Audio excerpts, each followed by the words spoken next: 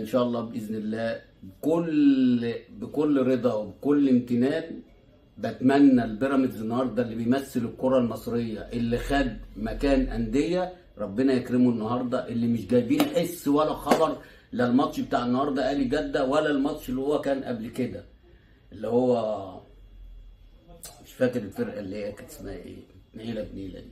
المهم كسب الماتش الاولاني ولا في هيصه ولا زنبليطه، كان في فرقه تانية بتكسب، كانت الشو والدنيا واو نص المحيط وثلاث ارباع المحيط والكلام الفاضي ده. ادي فرقه معتمين تعتيم غير عادي. ليه؟ هو الفريق ده مش مصري يا جدعان. ربنا يكرمه النهارده ويكسب ان شاء الله ويشرف الكره المصريه اللي هي عامله مش واخده بالها، المسؤولين اللي في الكره المصريه عاملين مش واخدين بالهم.